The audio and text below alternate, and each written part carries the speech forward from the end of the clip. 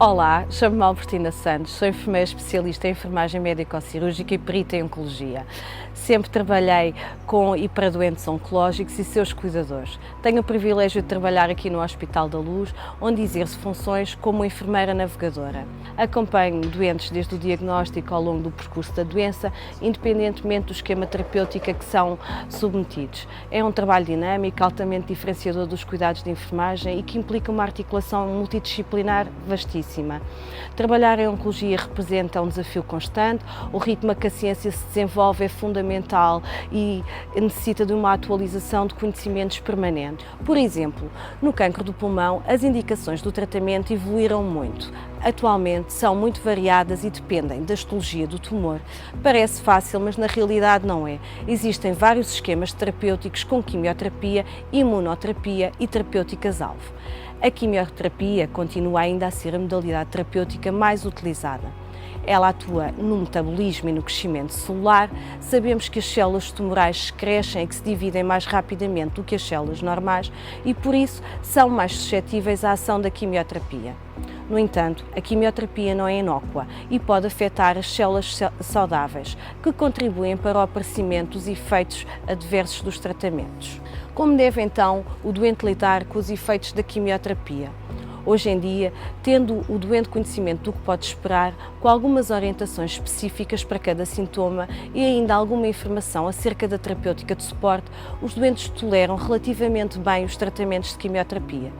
Cabe ao enfermeiro informar os efeitos secundários dos tratamentos, tais como a astenia, a neutropenia, a mucositas, náuseas, os vômitos, a obstipação ou a alopécia.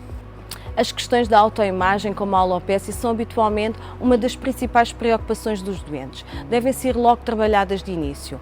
Por exemplo, se um doente estiver a fazer cisplatina e pemetrexed, o cabelo não cai.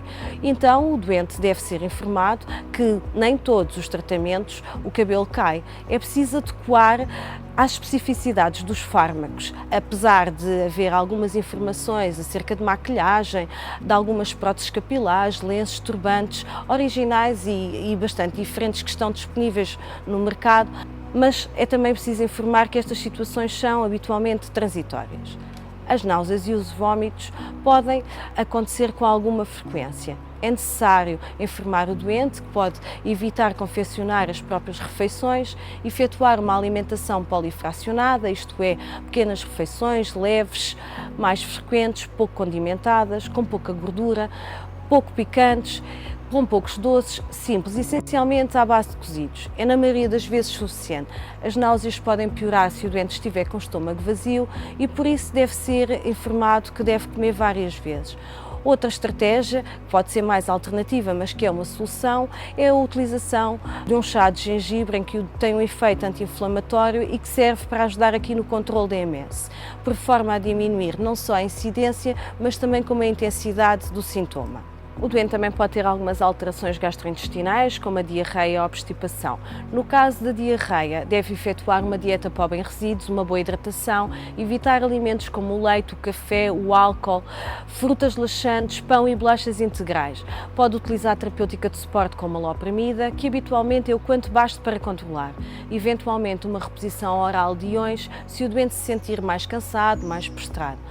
O caso da obstipação, ela tem habitualmente uma incidência elevada, está associada à terapêutica antiemética que o doente faz para controle das náuseas em fármacos mais eméticos como a cisplatina. Aqui há algumas sugestões como alimentos ricos em fibras, legumes, fruta, linhaça, por exemplo, uma boa hidratação, laxantes, exercício, por exemplo a caminhada, cerca de 30 minutos por dia. É bom para regularizar o intestino e ainda ajuda a diminuir a astenia associada aos tratamentos.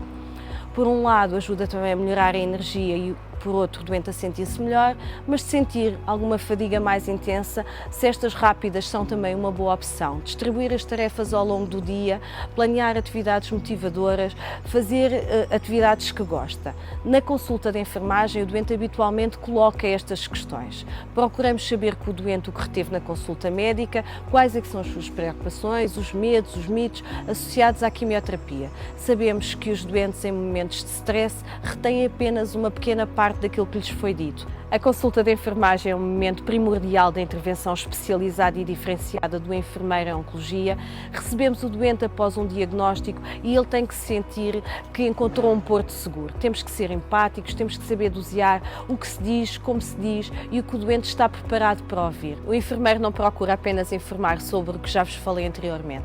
Procura encontrar com o doente e seus cuidadores algumas estratégias para gerir esta nova realidade, adaptadas agora às suas necessidades, às suas preferências e motivações. É preciso ajudá-lo a encontrar os seus recursos internos e externos. É necessário descomplicar o cancro e os tratamentos.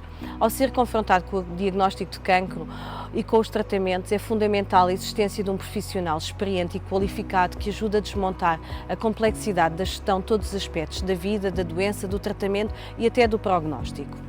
É essencial um planeamento do acompanhamento de cada doente, mas também é necessário um corpo de conhecimentos atualizados sobre a doença, os protocolos, a pré-medicação, os efeitos secundários gerais e os mais específicos de cada tratamento. Temos que estar muito atentos a pequenas questões, porque são elas que fazem toda a diferença. É foco desta intervenção explicar os efeitos secundários, mas também orientar sobre os cuidados a ter no domicílio, nomeadamente no que concerne à gestão dos mesmos, ao despiste das complicações, às terapêuticas de suporte e às vigilâncias. A competência da educação reforça muito o empoderamento que o doente e que a família têm para a capacitação do seu autocuidado e a gestão dos sintomas. Doentes informados são doentes habitualmente menos ansiosos, mais competentes e mais seguros. Reconhecer e antecipar situações complexas e que podem ser potencialmente comprometedoras devem ser sempre o resultado desta nossa intervenção. É esta intervenção tão próxima que diferencia os cuidados de enfermagem e oncologia, que os torna tão especiais, fundamentais e que justificam o reconhecimento do trabalho desenvolvido pelos enfermeiros, num dia como o de hoje, o Dia Internacional do Enfermeiro em Oncologia.